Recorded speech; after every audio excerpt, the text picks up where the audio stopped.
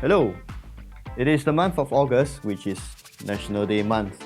It is time for Singaporeans to once again, year after year, figure out what is the most Singaporean dish of the year. And how do we find out? We look at the fast food chains and figure out what kind of gimmicks or what kind of flavors they're trying to replicate in their dishes that particular year. Is it chili crab? Is it chicken rice? Is it nasi lemak? Let's find out what is the most Singaporean dish of 2021 according to fast food restaurants.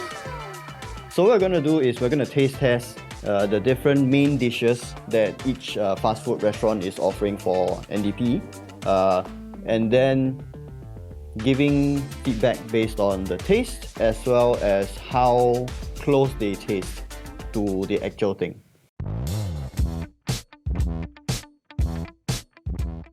Let's begin with the crispy Hainanese chicken burger. This is a creation by McDonald's and Ben Yeo, Singaporean celebrity chef. It's crispy chicken patty mixed with a trio of sauces. So that's garlic chili, ginger sauce, as well as what I just drizzled, which is a dark sweet sauce. Kind of like an all tau yu kind of thing lah.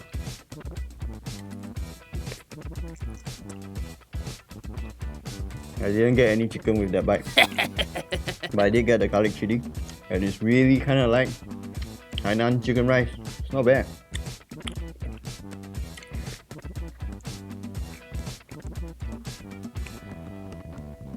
You know what? I feel that the sauces are kind of on point. It's quite true to taste according to chicken rice, but because they're using a fried chicken, and I'm guessing it's using their own batter and stuff, doesn't really taste like chicken rice chicken. Feels like a, I don't know, McChicken with garlic chili sauce and all that kind of stuff. The sauce is there, but it's just, I feel that maybe the chicken is the let down here. All in all, I feel it is still a pretty good burger. It's just not chicken rice. Okay, what makes a good chicken rice? One, the rice has to have a little bit of the chicken aroma, the chicken stock aroma that you cook it with. Can't really find it here, not in the bun, not in the chicken itself. Kind of lacking that unique aroma, the pandan rice and chicken oil aroma. Next is the chicken. Generally, you want it roasted, you want it steamed or poached. Fried chicken has its own taste, and I think that throws it off the chicken rice scale. Therefore, all in all, I would give this an overall taste of 7 out of 10. But how close it is to chicken rice, I would say maybe a 4 out of 10.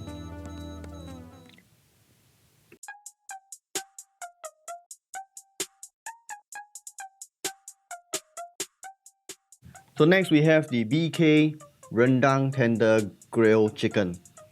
Basically, this bad boy over here used to be a regular item on Burger King's menu, and then they took it off. And then for National Day, they decided to bring it back in a few variations actually. You can choose between a single or a double patty. You can also choose between chicken or beef. So as you can see, sauce is like borderline overflowing already. It's packed with so much sauce inside. Without further ado, I'm gonna begin. Don't know where to start. Sauce is everywhere. Oh, the rendang smell. The rendang sauce has what you expect of a proper rendang sauce. You got all the gritty stuff. Oh, so good, and the aromatics all blended in. I can see why this is a crowd favorite. So the sauce is very fragrant. It's definitely the key component in this dish. It's a little sweet. So if you like your rendang not on the sweet side, then of course lah. I can imagine this rendang sauce being present at a kopitiam nasi padang stall. Not bad. Quite like it. The sauces don't kind of fully gel together. They both have their own flavors and they're both fighting a little bit. Of course, the rendang is winning out. Like you see, normally when you cook your rendang chicken, the chicken will take in so much of the sauce that it becomes a different color. But for the BK one, it looks like they're cooked separately. I mean, I don't fault them, but the chicken just looks like regular grilled chicken. So in general, taste-wise, I would give it a rating of about 7 out of 10. Whereas for proximity to the actual dish, I would say this is about a 6.5 out of 10. It's quite close. I just wish that the chicken had a bit more of the rendang flavor infused into it.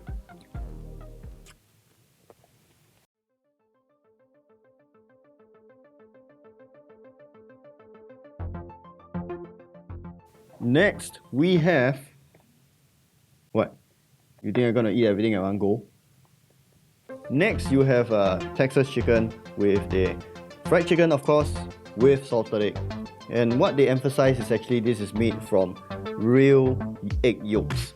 None of that saucy stuff, real, 100%. No BS. I guess I kind of smell a little bit of salted egg. It's not very strong. Granted, it's a bit cold already because I tap out all the way from Serangoon next. For a moment there while I was eating the skin, right, it kind of reminds me of eating those salted egg fish skin products. Oh yeah. So if you look at the exterior of the chicken, you can find stuff like salted egg yolk, crumbs of course, little bit of curry leaves, which is what they prepare salted egg yolk sauce in, and then little bits of sugar, which is quite interesting. It's a little spicy, kind of spicy, but the salted egg flavor is kind of missing here. So if you're looking for a very strong salted egg flavor, right, this is not it. It's breast meat, but it's still somewhat moist. It's not all dried up. Yeah, my main gripe with this is that you get a lot of spice, which is good, but it's not a lot of salted egg for a salted egg fried chicken dish. So overall, general taste-wise, I would give this a 7 out of 10. However, in terms of proximity to the actual dish, I would say this is more of a 6 out of 10. I really wish there's a stronger salted egg yolk flavor in this rather than just spice.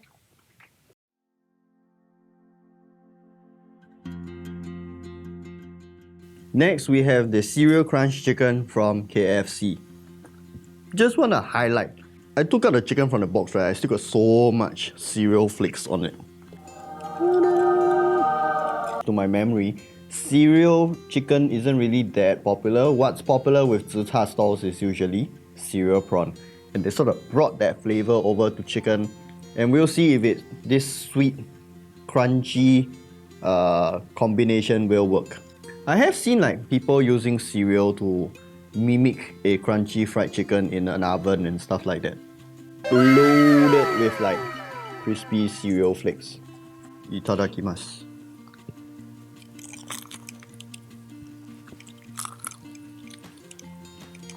So when I bite into the cereal together with the skin, right, it kind of takes me back to that moment when you eat your cereal prawn, the shell or the head. Because you know, like cereal prawn, you don't even need to peel it, everything's fried, everything's crispy, right? And it's all crunch. It just releases this sweet cereally aroma. And I guess I can get behind it. It's not overly sweet, while the skin works really well with the cereal flakes. What isn't really working out for me is when I'm done with the skin and I'm only left with the chicken meat. Because the inside meat is a little bit on the greasy side, particularly because it's a drumstick. That, together with the intense sweetness of the cereal, doesn't really work that well together for me.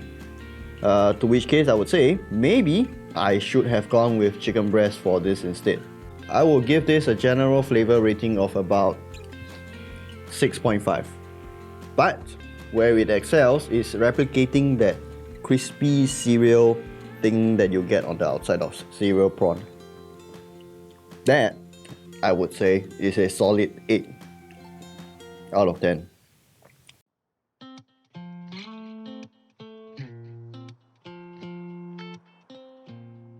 Moving on, we have the next contender for rendang this time. It is Subway with the rendang chicken sub.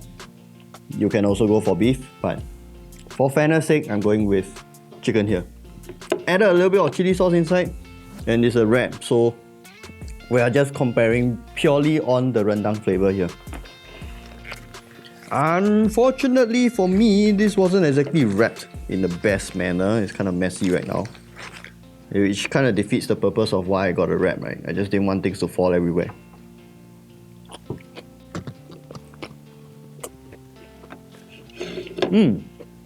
So I feel that the Subway's rendang chicken here, in comparison with the Burger King one, feels like the chicken has taken in a little bit more of the rendang flavor from the sauce. I'm assuming it's because the way they prepare it is that they'll cook everything together, and then the chicken is sitting in the rendang sauce waiting to be scooped into the sub. Whereas for Burger King, it's just grill the chicken, add the sauce in. That's why there's a slight difference there. But I feel the superior sauce here goes to Burger King. Just wish that they would do it in a similar fashion to them. I don't know how they can achieve it, but that's my take on it. The rendang flavoring here is not as strong. It's definitely not as sweet. So considering a Subway is supposed to be healthy, right? I'm assuming that's why. It's not as thick as well. It's a lot thinner. Maybe because there's so much like vegetable juice and all that, thinning out the whole thing. The rendang sauce kind of takes a back seat to the overall sub's flavor here. So another thing to note is that because I'm lazy like that, I went with all the vegetables. Some of the vegetables are typically not found in rendang or eaten with rendang, stuff like tomatoes, olives and stuff like that. So maybe the flavors kind of clash a little bit. Overall flavor wise, I would give this about a 7 out of 10. Proximity to actual rendang, I would say this is about a 6.5 out of 10. In conclusion, don't really have a conclusion actually. To be honest, I wouldn't really rank either of them above the other, because ultimately they are all setting out to do the same thing, which is to have a yummy meal, right? What I can say is that the rendang seems to be making a comeback. Both Subway and Burger King have decided that, they want to do a rendang special for National Day. But that doesn't mean that rendang is a national dish, because after all, everyone has a different idea of what a national dish is. So how? I would say, ultimately, you know what's our national dish? Good food. Because Singapore is full of it. Until then, we'll find more good food. Bye bye.